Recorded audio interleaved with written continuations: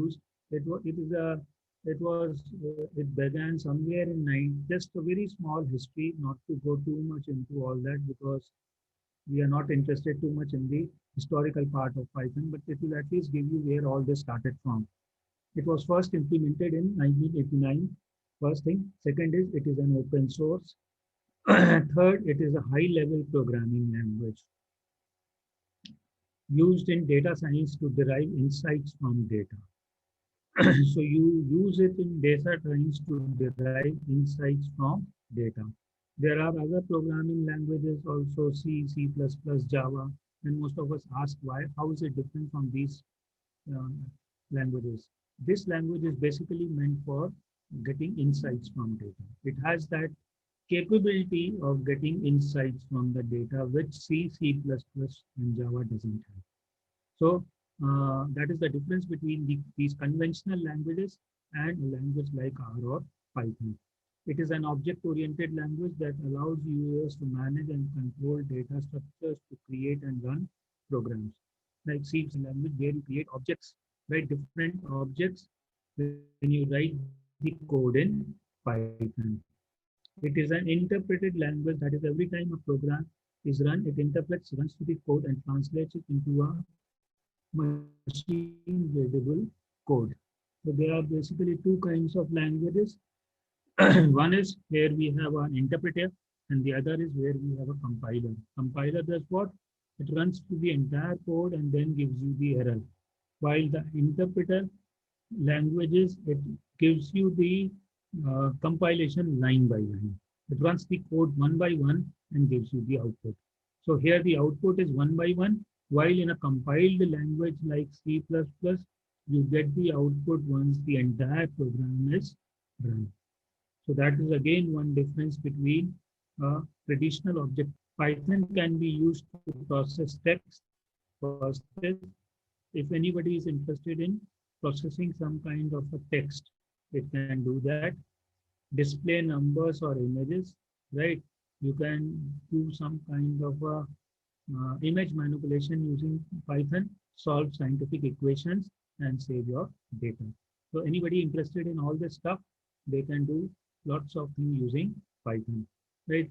Most of the you use. I just give you an example. You use your laptops, and before you begin your laptops or you begin your mobile phones, you give some kind of a password.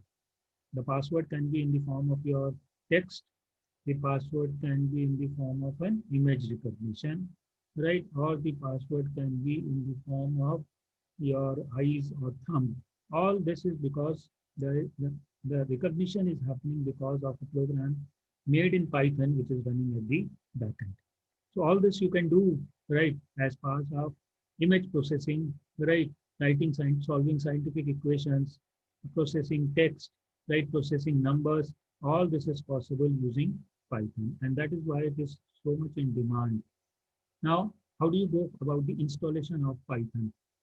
Now, to use Python, the most convenient way of using Python is one thing which is known as a Jupyter Notebook.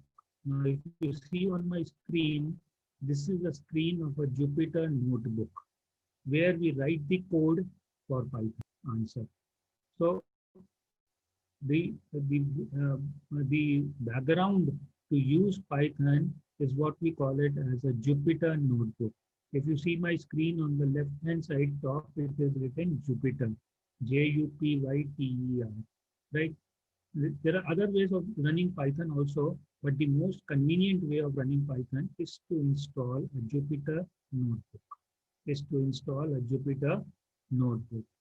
And where can you install this notebook is from the Anaconda website. From the Anaconda, how can you download this Anaconda, and then you can just install it and you'll get this Jupyter Notebook. I'll keep these steps easy for you the way you do it, right? You go to your Google, as you can see on my screen, right? And you can search for something like Anaconda. You search for something like Anaconda, right? All of you can see on my screen, right? Now, once you search for Anaconda, right, it will give you related to Anaconda. right?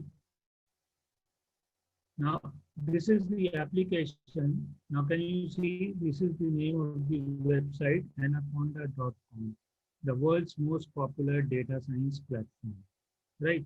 From this platform, you can install R, you can install Python. Everything is available on this platform, right? Now, this is the most popular platform as far as data science is concerned.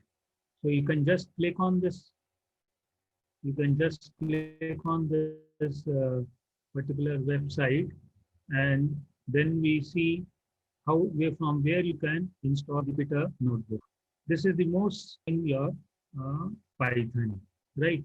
And just remember, I'll also keep on writing somewhere, and I'll share this file with whatever notes I make.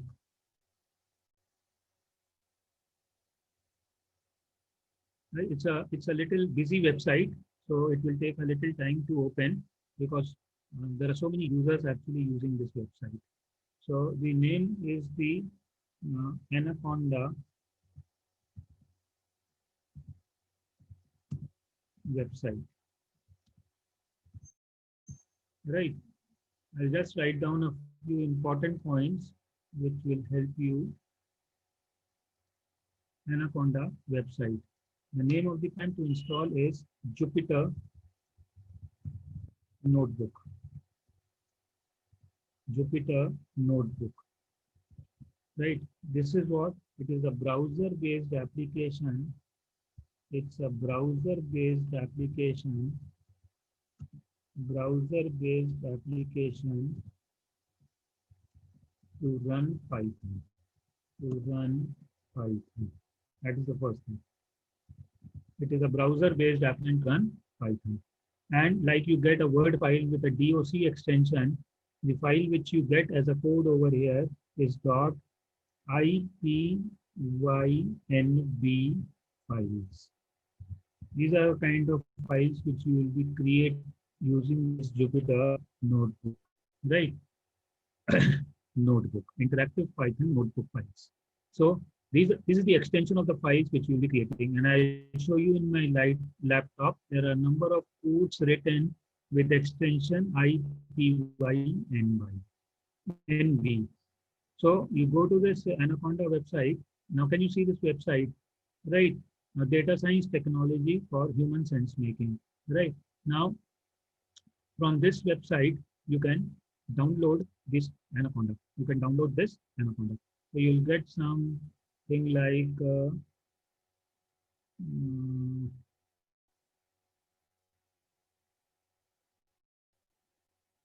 products, individual edition.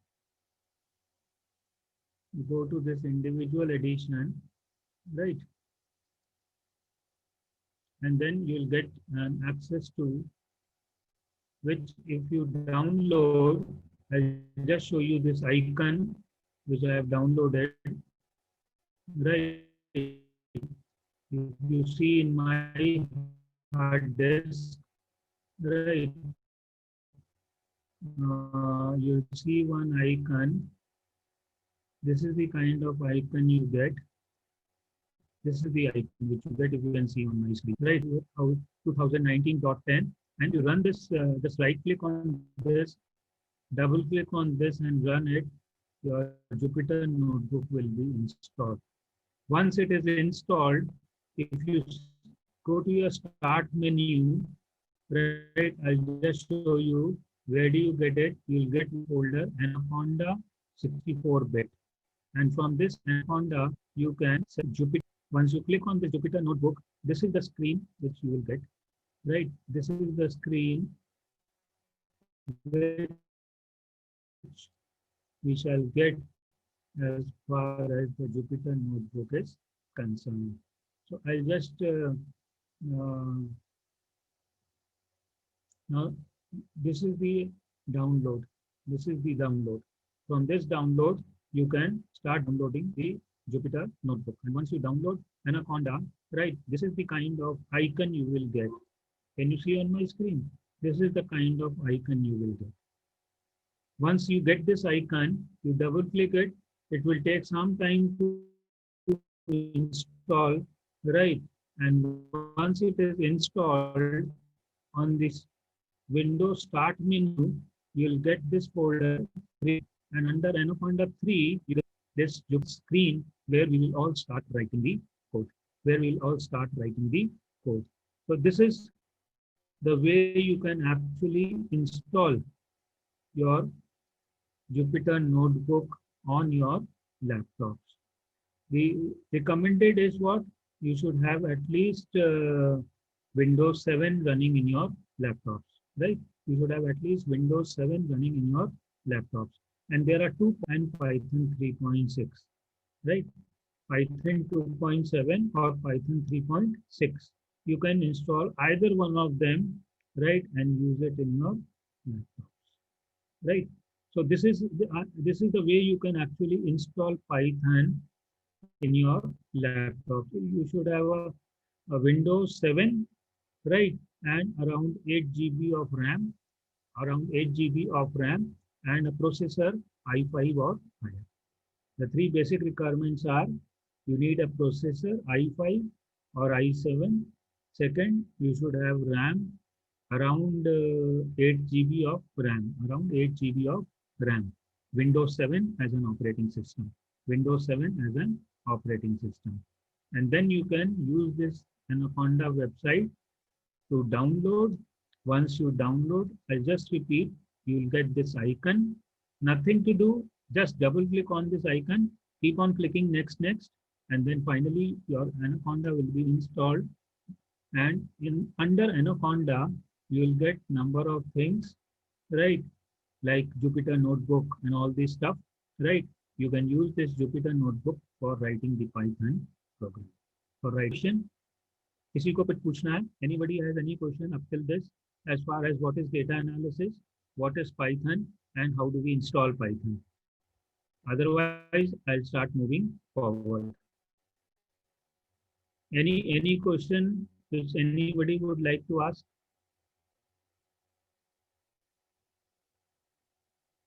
So that it is a little more interactive and you understand the things. Anybody, anything anybody would like to ask? Any participant? Am I audible to all of you?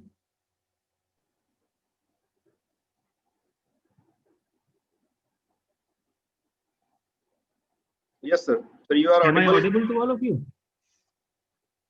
We will take questions in the last session, in the last of the session. Do anybody want to ask anything? I mean, let them, if it get a more feel about Python, or since it's if we have not worked on it, if anybody would like to ask anything, please ask. So that things are more interactive, and you get the solution for whatever you feel is difficult. That is what I want to ask. Sir, please, sir, minimize your sir, please minimize your this screen, which is named as software. Let us go to working on this Python. I'll give you a basic of this, and then we'll see. And name as? Sir, please minimize your screen, which is named as softwares, because please repeat. Sir, please. क्या पूछ रहे थे? मैं sir कह रहा हूँ कि आप जो स्क्रीन है मिनिमाइज कर दीजिए। ये जो सॉफ्टवेयर है लोकल डिस्क ई में सॉफ्टवेयर, तो ये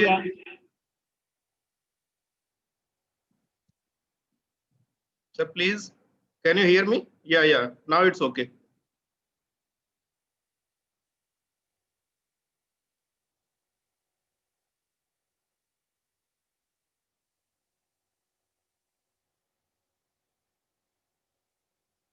ठीक है? Yes, sir. Should I continue, sir? Yes, sir. Please continue.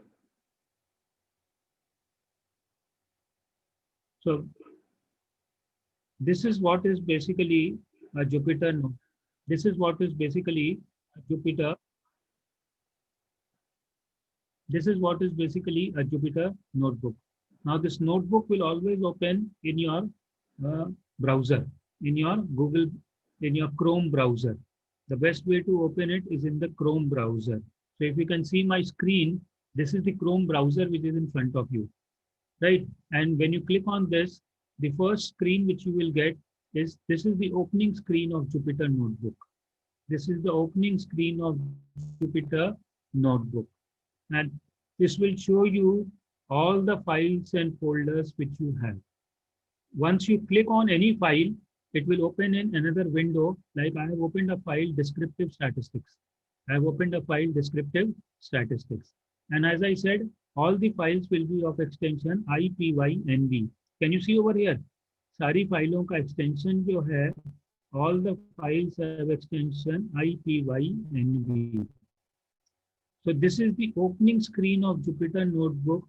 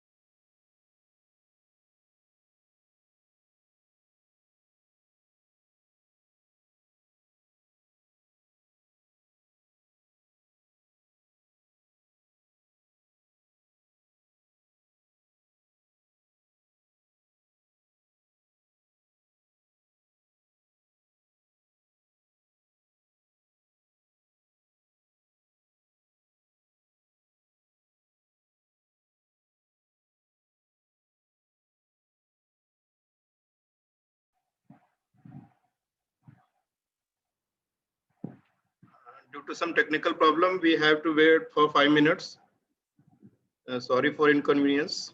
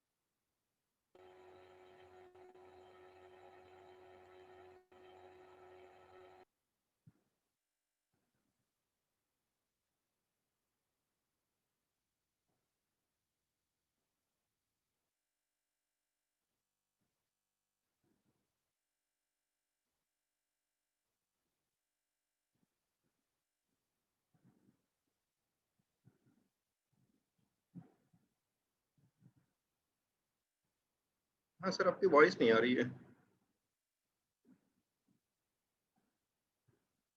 अच्छा, आस्क टू अनम्यूट, अभी देखिए।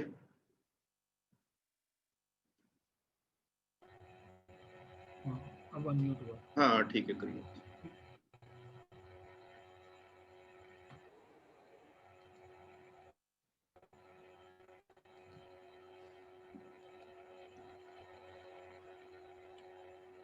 Is my voice coming, sir, now? Yes, sir. Is my voice there? Yes, yes, sir. Please continue, sir. Okay. So this is the opening screen which you get once you. This is the opening screen you get once you install your Jupyter Notebook and open it. This screen will show you all the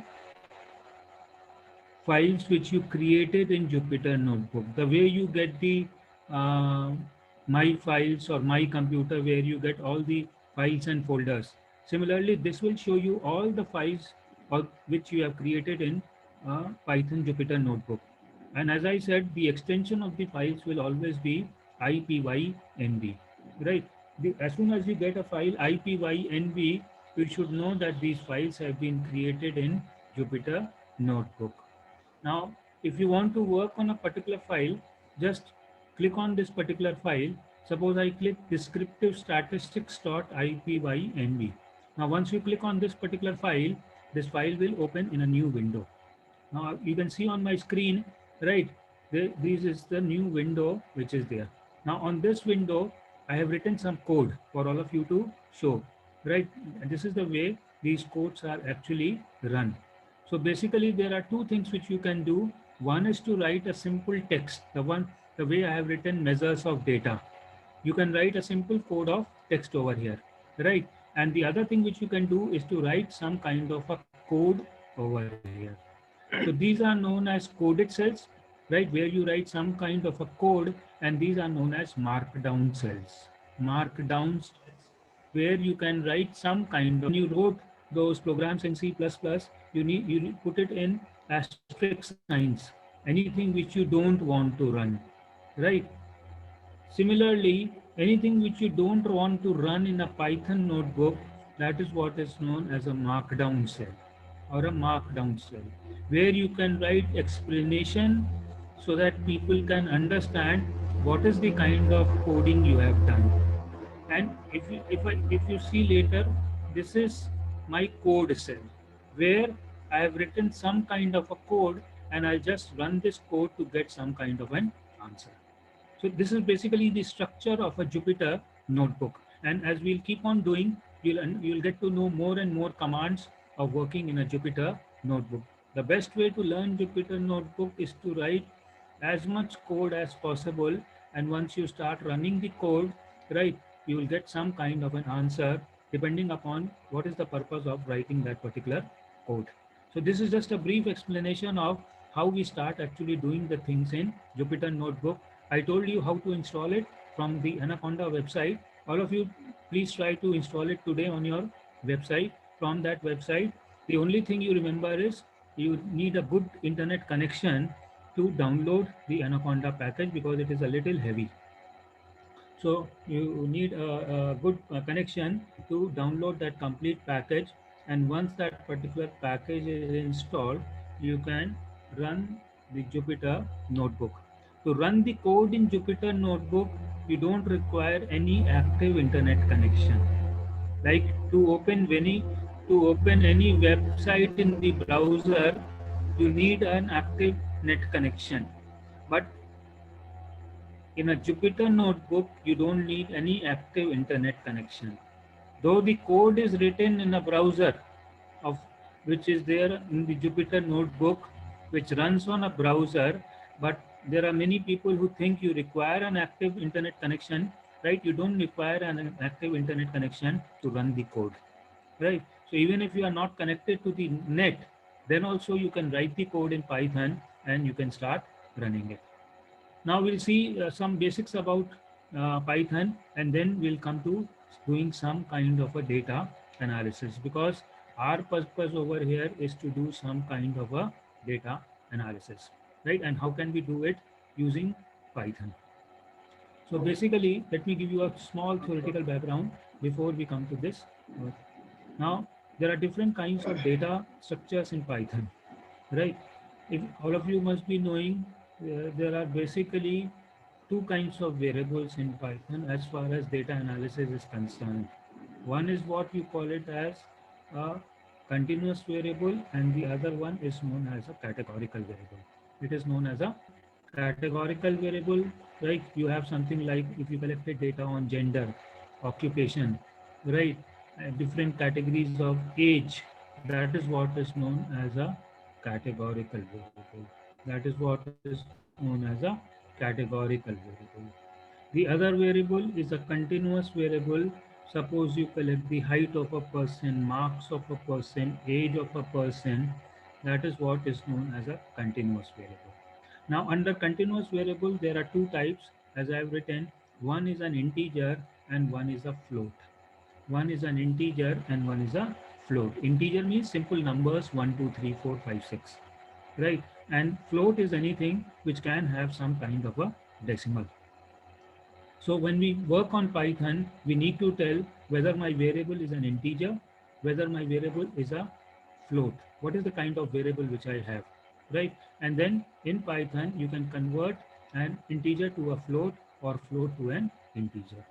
So basically, there are two kinds of conversions which happens in Python. One is an implicit type conversion and the other one is an explicit type conversion. Implicit means it automatically converts it from integer to float, from integer to float. Suppose I have a variable which is an integer and a variable which is float. And now I'm creating a new variable which is a addition of integer and float, which is an addition of integer and float. So what will happen is when you combine it, a combination of integer and float will always be a float. That is what I wanted to tell. So I'll just write down what I'm trying to say. Suppose I have a variable a which is 5, which is an integer. Then b is a variable whose value is 6.2. Right. Now if you add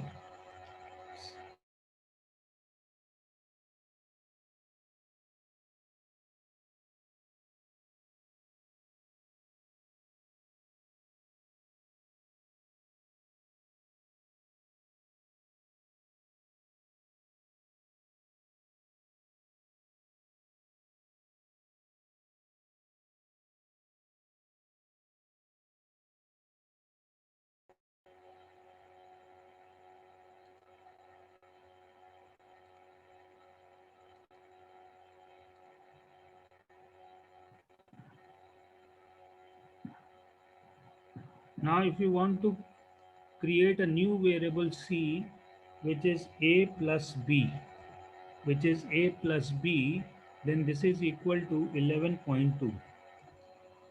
That is, the variable is a float.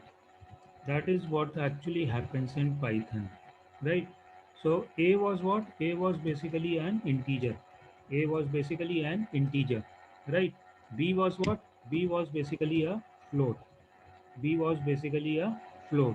And now we combine an integer with a float, the new variable will always be a float. So these are small points. If you remember, then you will be able to do data analysis much better. Now this is an example of a implicit conversion. This is an example of a implicit conversion. That means this happens automatically. You don't need to give anything. Whenever you add a float to an integer, it will be automatically converted into a float. The other thing which happens is a explicit conversion. Explicit conversion, right? Now, if you want to convert a string into an integer, right? Then suppose you want to convert string into integer for data analysis, then functions in Python will be used externally. So we'll see what functions do we use. Like suppose I give you an example, I collect the data on gender. And my data has males and a different variable female, male and female. Now male and female are what? They basically go into Python whose data type is basically object. Object means it is object means its type is string. Right. Now before you do any analysis, suppose I want to do a t-test to find out whether there is a significant difference in the marks of males and females. Right. Suppose this is what you want to do. Right. So in that case, you need to convert this object variable of male and female into categorical variable.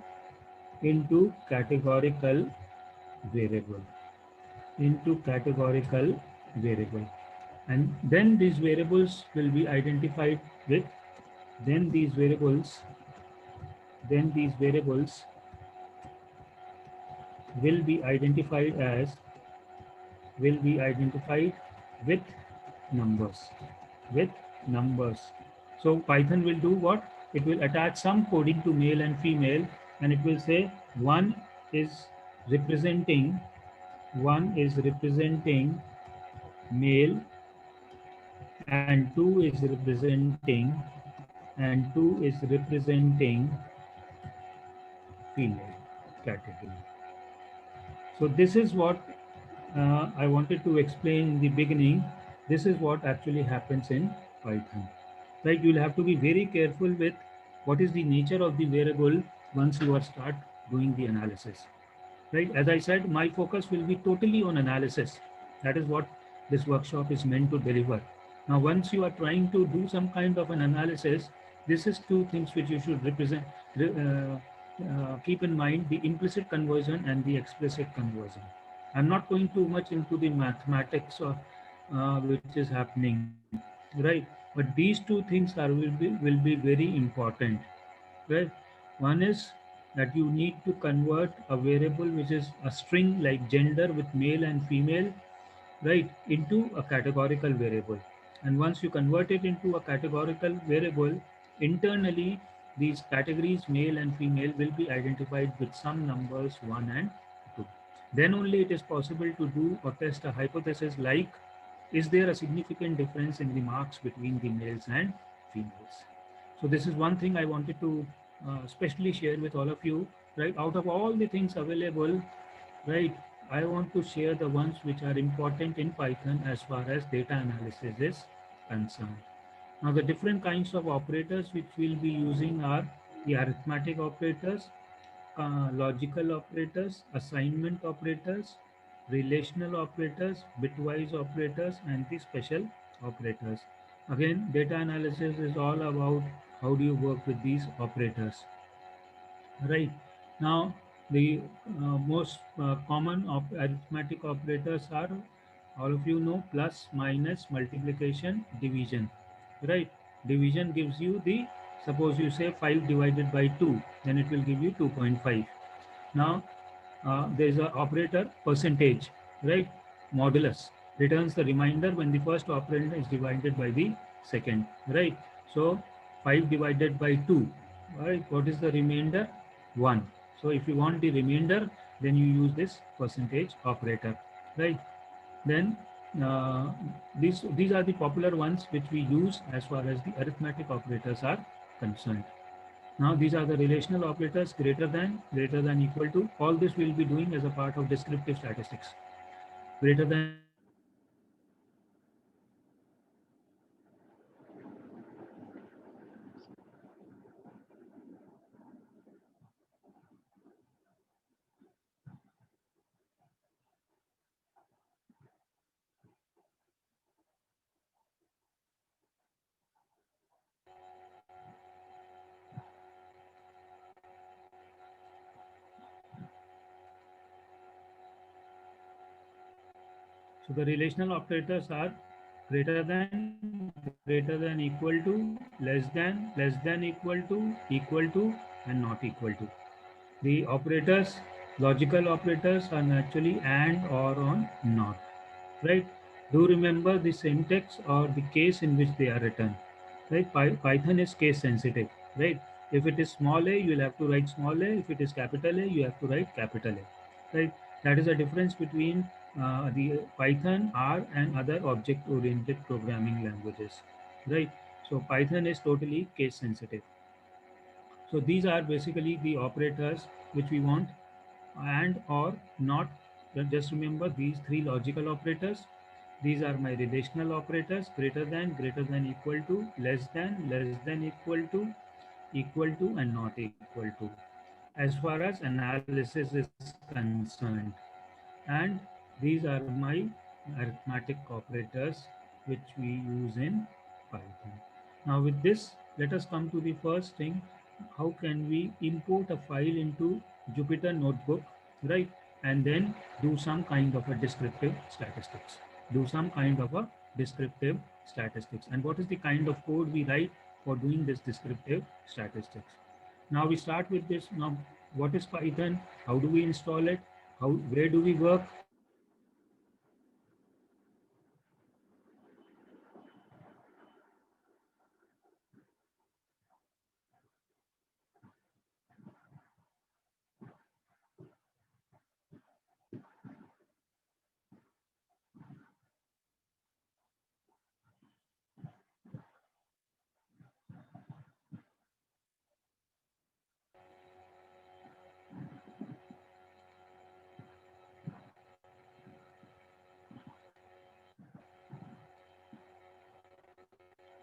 Now let us come to this descriptive statistics.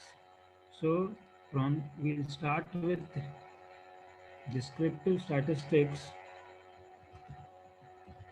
Descriptive statistics, right? Then we'll move on to hypothesis testing. Hypothesis testing, and then we move on to ANOVA. Then we move on to, this is the sequence we'll take, linear regression, right? And finally, we'll end up with factor analysis. Factor analysis, right? So we'll start with having installed now Jupyter Notebook, right? We are ready to write some kind of a code in Jupyter Notebook, starting from a brief descriptive statistics, hypothesis testing, ANOVA, linear regression, and factor analysis, right? Descriptive statistics will give you some descriptive statistics like mean, median, mode, standard deviation, quartile. All this stuff you can know from descriptive statistics. Then we'll move on to inferential statistics. Inferential statistics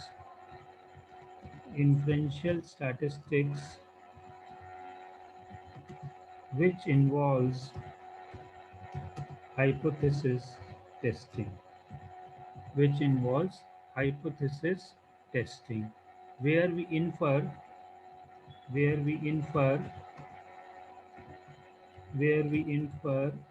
something about the population from the sample collected. And generally people use this inferential statistics, which involves hypothesis testing in most of the analysis. So you collect some data, that is what is known as the sample data, and then from the sample data you collected, you try to infer something about the population. So we'll see a number of tests like t-test, the popular ones, the t-test, the ANOVA, the ones I have written, then a chi-square test, right? All these tests we'll see how you can do it using Python. Chi-square test, right? All these tests are possible using. Every test has its own assumptions. We'll go through those assumptions also.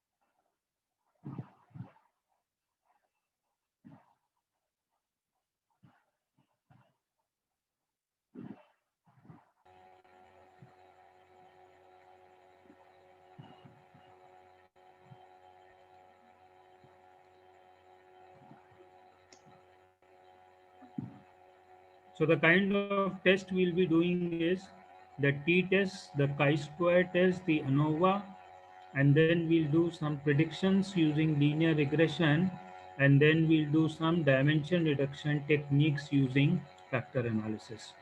Now let us come to the descriptive statistics which we can do, right? So There are two kinds of statistics which we do. One is a descriptive statistics, which is concerned with data summarization, graphs, charts, and tables. You summarize the data which you have collected and tell people what is the nature of the data. What is mean, median, mode, what are the different quartiles. Though these values are mathematical, but they tell you something statistically. They tell you something statistically. Like I'll come to one important concept of the normality of the data, right? So if you can see the descriptive statistics, you will get some idea how close is your data to normality and why is normality so important. So whenever you do your research or you do some analysis, you should always do some kind of a descriptive statistics. The second statistics which we'll do is the inferential statistics, which involves uh, calculating something about the population from the sample which we have collected. That is why it is known as inferential. Inferential means the sample you have collected, like suppose you want to tell something about Delhi and you have collected a sample of 10,000 residents of Delhi, right? So you infer something about the population, buying habits of the people of Delhi, right, on a sample using inferential statistics. And that is what is known as basically testing of hypothesis. So two things will be involved. One is the sample and one is the population. Sample is a subset of the population, right? It is the population which is the collection of all possible observations of a specified of a characteristic interest. And from this population, you collect a sample. From this population, you collect a sample. Parameter is of a population. Parameter is of a population. Like you say, the average income. Average income is a parameter. Parameter is a reflection of the population. Anything which you say in reference to population is a parameter. And anything which you say in reference to the sample is a statistics. Like you say, mean. Mean is a statistics, not a parameter, right? So you derive anything from the sample is a statistics, right? You say mean of a sample, median of a sample, right? You don't say average of a sample. Average of a sample is a statistics. Mean of a sample is a parameter.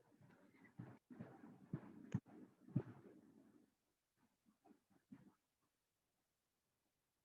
statistics. So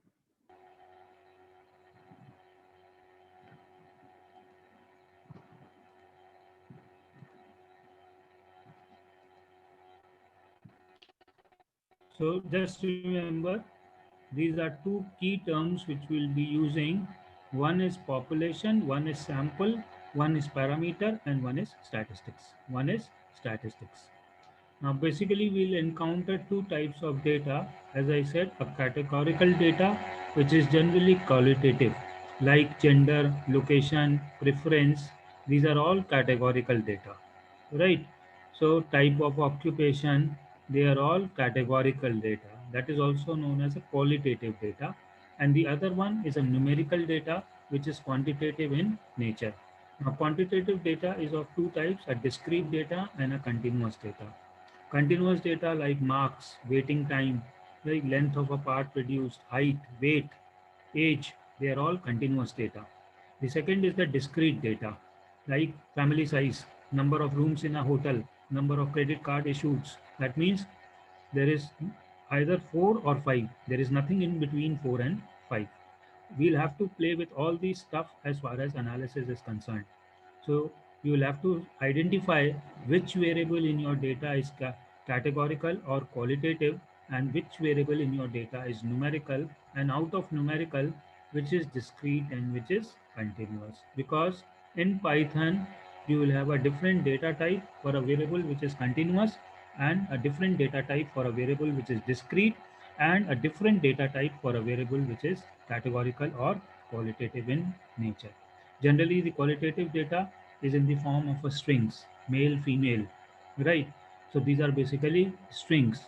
So the main purpose to show you this slide is that the whole analysis is based on how well you understand your different variables. Different variables means whether it's a categorical variable, right? Whether it's a numerical variable, and out of the numerical variable, whether it is discrete or continuous, whether discrete or continuous. And then you can use the typecasting, either implicit or explicit, to change from one data type to another, to change from one data type to another. So I've just tried to put everything in a concise way, right? Trying to tell you how all these are important as far as analysis is concerned. And this is where you will all have to pay lots of attention. So basically, I'll again repeat because this is more important, identifying the nature of the variable, identifying the nature of the variable. And this is what I'll show in my screen once we start coding it on Python. Now different measurement scales which we use, the different measurement scales which we actually use, right? One is nominal, other one is ordinal, interval, and ratio. Nominal, like gender, male and female, that is what is nominal, right? The other one is ordinal. Ordinal means I say rate the mobile operators in your city. Somebody says one is Geo, two is Vodafone, 3 is Airtel. That is an ordinal measurement, right?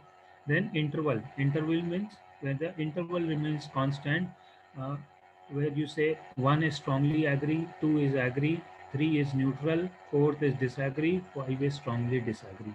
That is an interval scale. That is a interval scale. And the last is the ratio scale, where you say cost.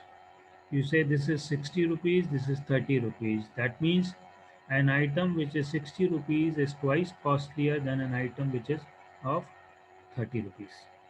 On an ordinal scale, you cannot say how much is Geo better than Vodafone or how much is Vodafone better than Airtel. You can just say Geo is better than Airtel or Vodafone, and Vodafone is better than Airtel. So first you need to see, when you start doing the analysis, you will have to see what is the data type of that particular variable.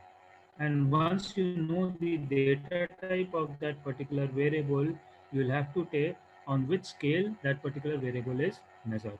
So if the variable is categorical in nature, generally the measurement scale will be nominal. Generally the measurement scale will be nominal. And if the variable is numerical in nature, it will be either ordinal, interval, or ratio. Ordinal, interval, or ratio. If you don't tell which is what is the data type of that variable and what is the measurement scale, you won't be able to do analysis in Python. You won't be able to do good analysis in Python. So please keep two things in mind. One is the what is the type of data. Most of the people confuse what should be the data type, and then what is the measurement scale on which the data is collected. Now a few descriptive statistics which you do, right? First is the measurement of central tendency, right? Like you have two statistics, descriptive and inferential. Similarly, there are different kinds of descriptive statistics. The first one is what we call it as the measure of central tendency, right? Now, popular measurements of central tendency are arithmetic mean, median, and mode. Arithmetic mean, median, and mode, right? What do you get to know from median? What do you get to know from mean? And what do you get to know from mode, right? But you should always tell, right, from Python what is the mean, median, and the mode, right? The mean is generally summation of x divided by n, right? That is what we call it as mean. And mean is always in reference to the sample. Mean is always in reference to the sample. So this is what we see how to calculate mean in Python. The second one is the median, right? Median is basically, in one word, you can call the positional average. You can say what?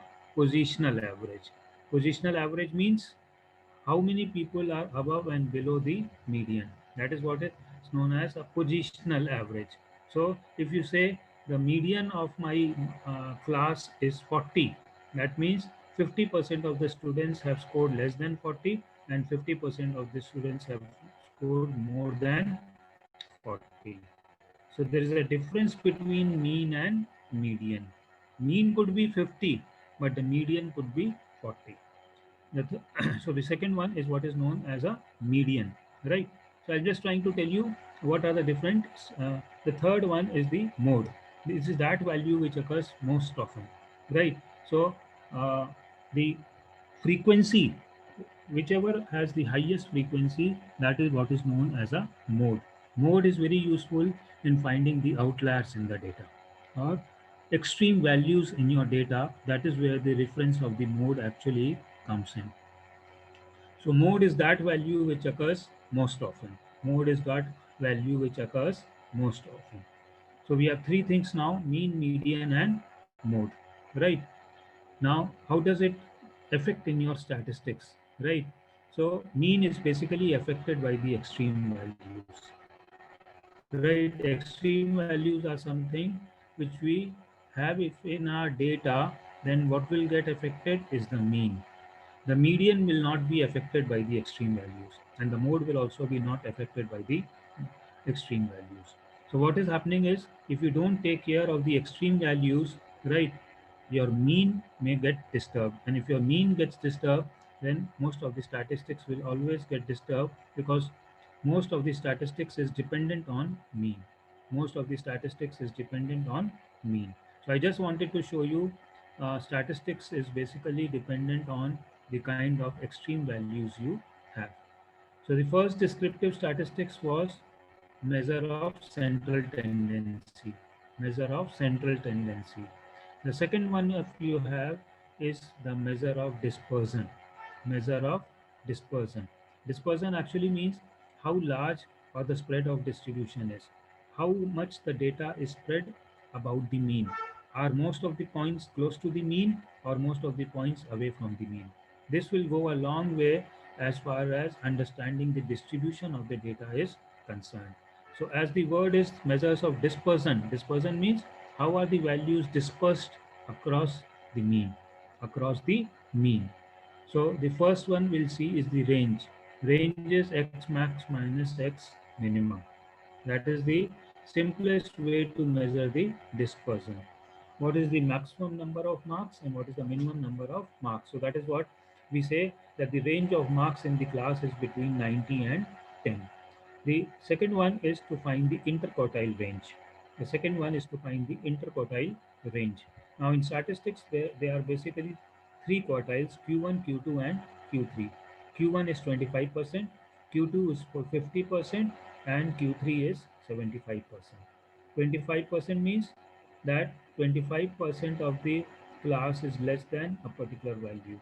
So if suppose quartile 1 is 40, that means if there are 100 students in the class, then 25 students have secured less than 40.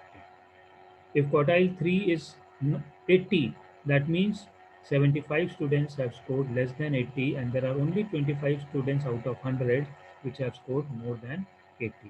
So the other dispersion is what? Quartile 3 minus quartile 1. And that is what is known as interquartile range. That is what is known as interquartile range. So when you do any analysis, all this stuff should be given telling this is the kind of data which you have collected. Right. The next measure of dispersion is the standard deviation. Standard deviation is x minus x bar divided by n minus 1. That is what is the standard deviation. Standard deviation basically tells you how much is the spread of data about the mean. Smaller is the standard deviation, good is your data. Smaller is the standard deviation, good is your data. So the basic formula which we use is x minus x bar whole square divided by n minus 1, divided by n minus 1. So you can calculate this standard deviation, right? Then we can plot something like a histogram. Histogram is also known as a frequency polygon. It is also known as a frequency polygon. Now this histogram is basically what? It has these bars, and these bars have bins. So you can say what? This is suppose bins of 20. So this is 0 to 20, 20 to 40, 40 to 60, 60 to 80, 80 to 100, 100 to 120, 120 to 140. And then the height of the bar tells you how many people are in that particular bracket. That is what is a histogram. Histogram means a frequency polygon. That is known as a frequency polygon. and it is a very important graph which you can plot in Python, telling people how many people are there in each bracket.